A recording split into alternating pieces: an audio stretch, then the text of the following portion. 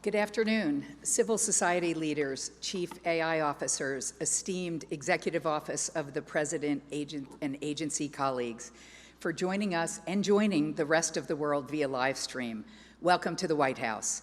Thank you for joining us for this momentous occasion. My name is Claire Martirana. I am the Federal Chief Information Officer and the chair of the Chief AI Officer Council. We're here today to kick off the official release of the White House Office of Management and Budget's finalized policy on advancing governance, innovation, and risk management for agency use of artificial intelligence. Many organizations contributed to the public comment on the version of this document that was released in November, and it's a sincere pleasure to stand before you today to share our finalized policy. I want to give a huge thanks to all of the staff that made this possible, including my team in the Office of the Federal Chief Information Officer, our partners, so many partners in the Office of Management and Budget, and across the Executive Office of the President, who have collectively put in an incredible amount of energy, enthusiasm, and hard work to make not only this policy happen, but today's event as well. So we will be hearing from Director Arthi Prabhakar, Assistant to the President for Science and Technology and the Director of the White House Office of Science and Technology Policy. We'll also be hearing from Ben Buchanan, White House Special Advisor for Artificial Intelligence, Ami Fields-Meyer, Senior Policy Advisor to the Vice President, Nani Colaretti, Deputy Director of the Office of Management and Budget, and Austin Bonner, U.S. Chief Technology Officer for Policy and Vice Chair of the Chief AI Officers Council. At the conclusion of these remarks, we will transition to a closed panel with our civil society leaders and end with a council meeting of the Chief AI Officers. To start us off, I'll pass it over to Director Prabhakar. Arati.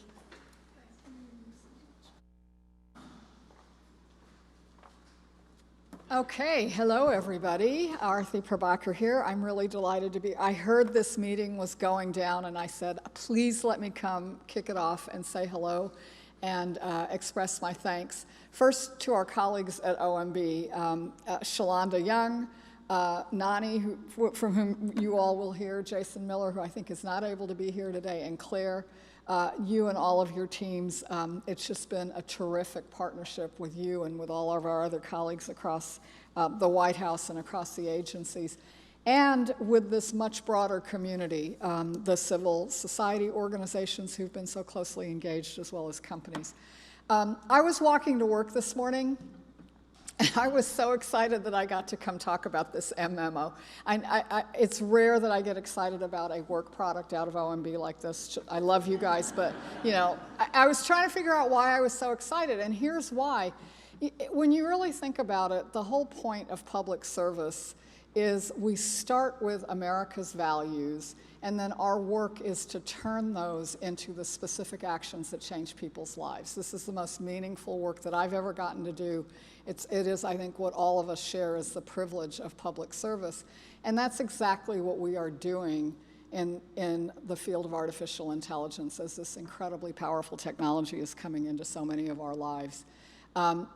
That work started quite a while ago now because this technology has been seeping into everyone's lives for quite a while. The second day that I was in this job, back in October of 2022, I got to help roll out the Blueprint for an AI Bill of Rights, an expression of our values in a time of very rapid change with this technology, a stake in the ground about our values, focusing on safety and security, on not accepting bias, on protecting privacy. And that was an important moment.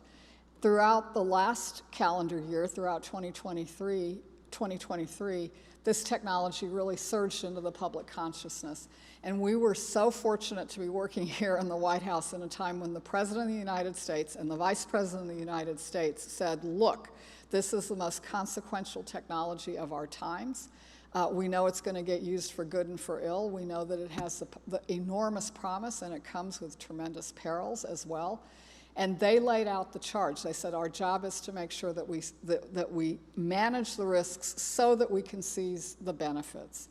And that was their charge from the top. They told us to move with urgency. Ben Buchanan he aged a lot, I think, in the process of getting that executive order done. But a lot got done last year, culminating in this extremely important, very substantial executive order, taking a broad, comprehensive approach to this technology that is going to affect so many different parts of our lives and how we live and how we work. That was an important step along the way. And what we're marking today is another extremely important step, because the OMB memo, of course, is one of the assignments out of the executive order, but it takes a lot of those. It starts with the values, it takes the specific steps, and now it actually turns that into specific guidance for agencies and departments all the way across the government. Part of what is going on in this process, of course, is that we're establishing this group, the fact that now every part of government has a chief AI officer, and that this group comes together. This is actually how we go from values to the specific actions that change people's lives. That's what it's really all about. And what I am really excited about is when I look forward from this moment, the things that are going to happen, the actions that you all help put in place. This is where the rubber is going to meet the road.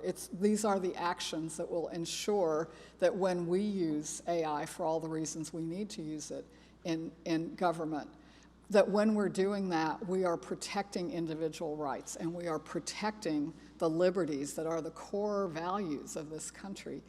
And it also recognizes that one of the great American values is the idea that we can seize and use new capabilities to build a better future. And so integral to this work is the recognition that AI is part of building a better future, and we're starting to do that across government, and I know that there's much, much more ahead.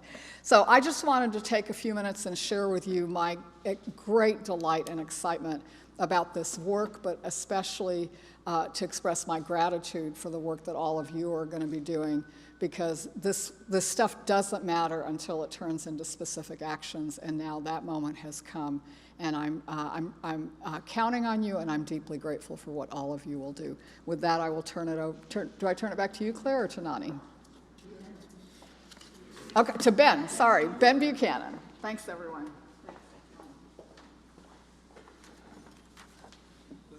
Thank you all very much for having me here, and it is very special to be in this room marking this moment. I think we've had a lot of AI meetings in this room over the last year, a couple years, and it is great to be here 150 days after the executive order to roll out what I'm sure is the most anticipated MMO in history. I think every MMO is important, but this one gets a lot more attention for whatever reason. So you don't get a document like this. All of you who work in the government know this. You don't get a document like this without a lot of truly thankless behind-the-scenes work.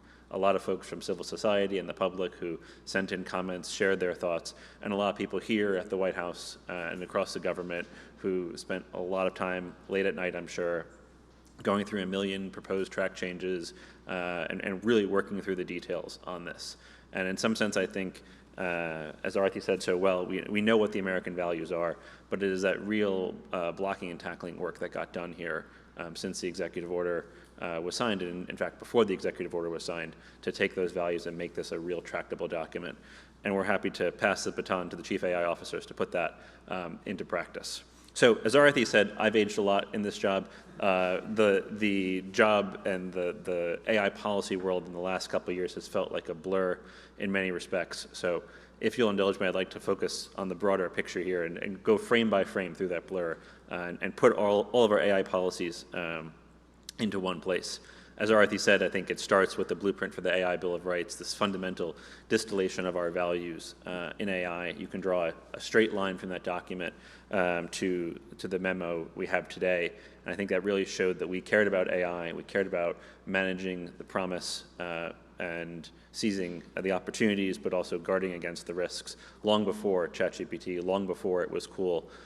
This administration cared about that, and that's a testament to the leadership of the president. The next frame in this blur was the voluntary commitments, which were kicked off by a meeting the vice president held here at the White House in May of 2023 with the company CEOs, where she and others from the administration made very clear that we expected the companies to do their part in making sure that AI was safe, secure, and trustworthy before it was released to the public. President Biden received those voluntary commitments in July of 2023 from 7 American companies and then from 8 more in September. And this really, I think, set out a very clear set of principles for safety, security, and trust that we then built on with government action in the executive order. Now, there's no way I can do justice to the executive order in the short time we have here, but I don't need to, because I'm sure you all have read every word of that short document. But I think the executive order is really the place where the government said, we can manage the breadth and the depth of artificial intelligence, and we can manage how it shows up in housing and healthcare, in civil rights, and in national security. And at the time we did the executive order, the critique I heard from a lot of people, which I think was in good faith, was this is too much. You are asking too much of the government that too often can move slowly. And I think the president was very clear that he wanted us to pull every lever, that he wanted us to do these things. There's a saying in the NFL that you should judge a team by its record and nothing else, and you should judge us by our record in AI. So I'm very proud to say that we met all the 90-day deadlines in the executive order, and then today we've met all of the 150-day deadlines for actions in the executive order, the crown jewel of which was, of course, the OMB memo. Before I wrap, I want to close on a note of gratitude, because I know we could not do this alone. And it's gratitude to all of you in this room, but it's also gratitude to nations around the world. And we know that American leadership in AI is measured not just by the technology that we invent, but by the norms and standards and processes that we develop around the world. And we've had a lot of success on this front as well, with more to come. The voluntary commitments that I mentioned turned into the G7 International Code of Conduct on AI, the first ever of its kind. That led to great work at the UK AI Safety Summit, which is leading to a summit in Korea and a summit in France later this year. And all of this led to a consensus resolution at the United Nations General Assembly last week. And if you know, there's a lot of discord in the world right now, a lot of disagreement, and it is a testament to our diplomats that we got 193 countries to agree to a path forward on AI. I also want to close the note of gratitude to all of you in this room and on the live stream who have submitted comments to us and helped us shape our thinking on AI. This is the first technological revolution that is not invented by the government. And if you go to the internet or the nuclear age or the space age, there is a very strong government hand there that is not present in this one. And that makes it ever more important that we hear from civil society, that we hear from industry, and that we hear from a wide range of voices in crafting this policy in this area. So thank you for all you have done to help us shape our views here. We are going to be coming to you again. There's a lot more to do. President Biden often says that we need to govern this technology lest it govern us. I think there's no better example of that than this process that's produced the memo. And there's no better example of a leader in the government who has helped us drive towards translating the values into actions than the Vice President. So I'd love to turn it over to Ami from the Vice President's team to share some perspectives from her office. Thank you all very much.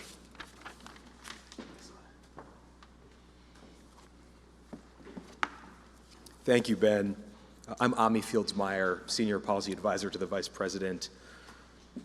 Let me just begin on behalf of Vice President Harris with a note of gratitude as well to the Office of Management and Budget for its extraordinary leadership, Office of Science and Technology Policy for your vision and initiative since the start of this administration, and to our colleagues from across the administration and civil society for playing a critical role in every stage of developing and we hope every stage of implementing this policy.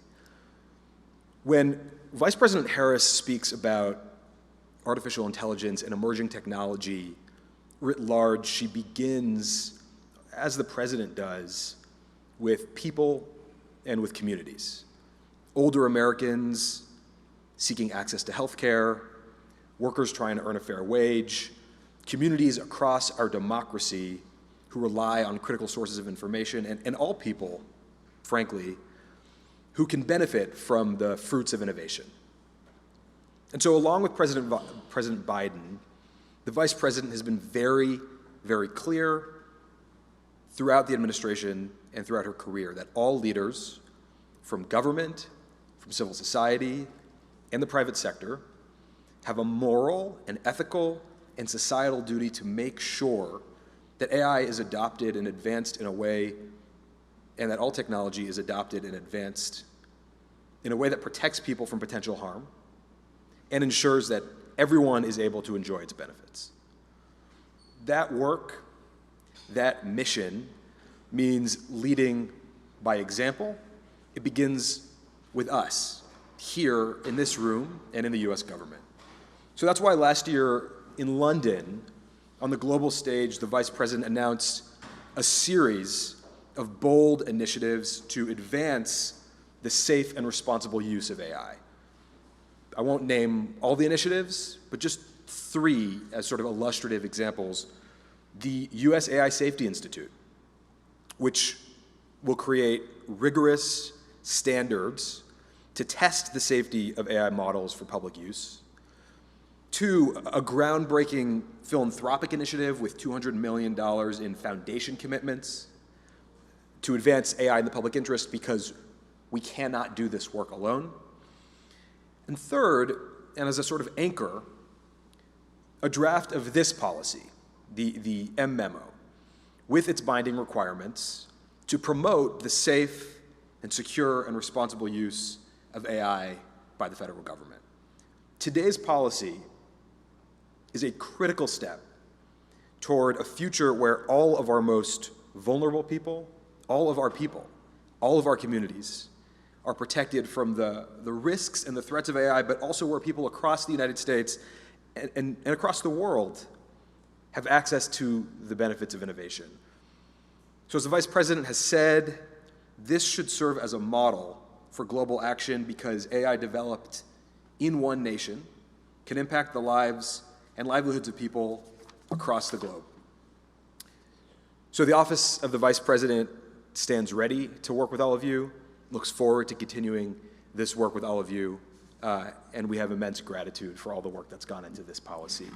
With that, I will hand things over to OMB Deputy Director Nani Colaretti.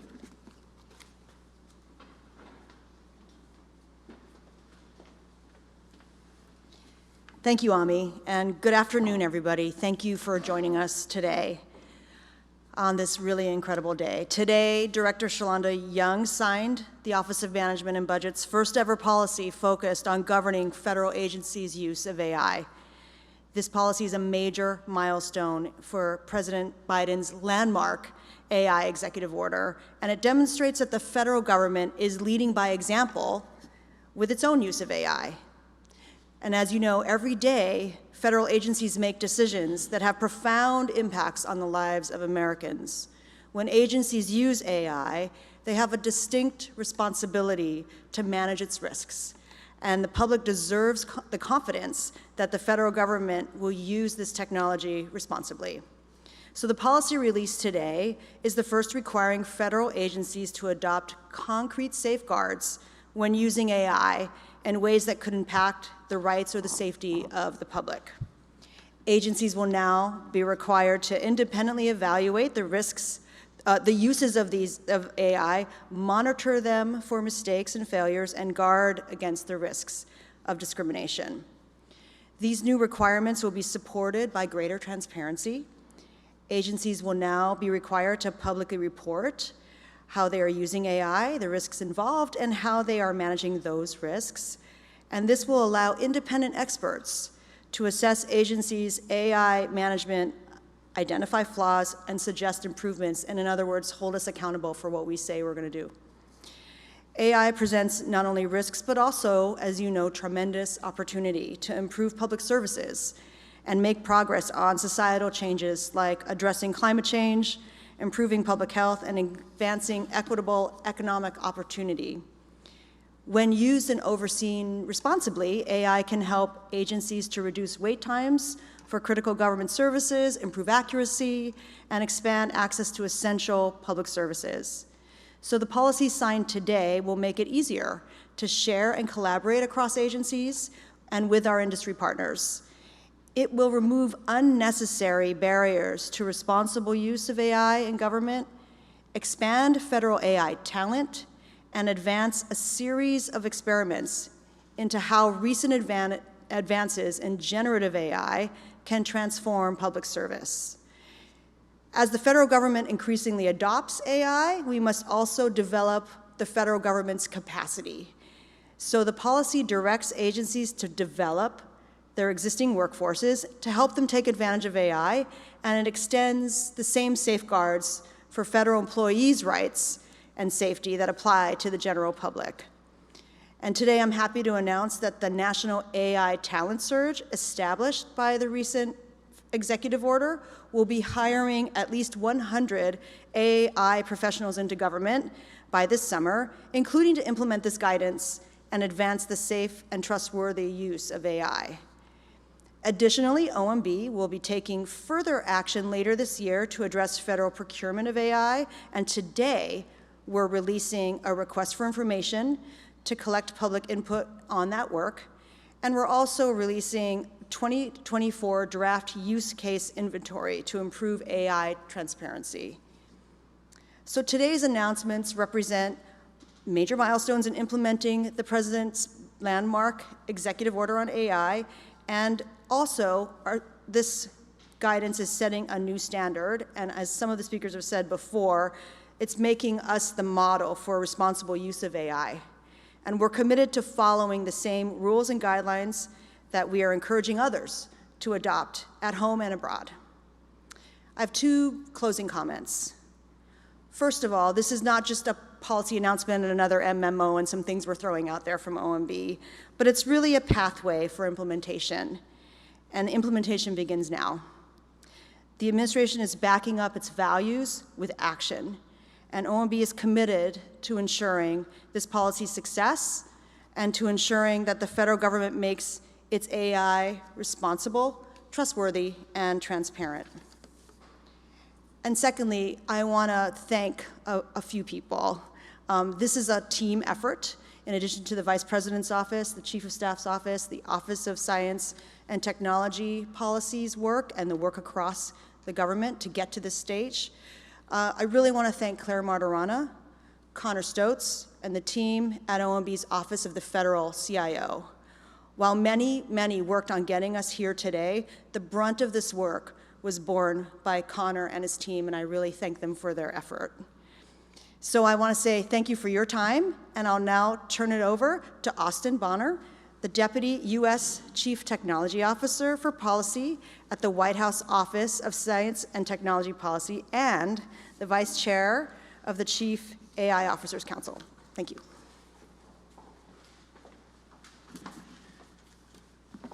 Thank you, Nani, and thank you to all of our speakers. Will you join me in giving them a round of applause?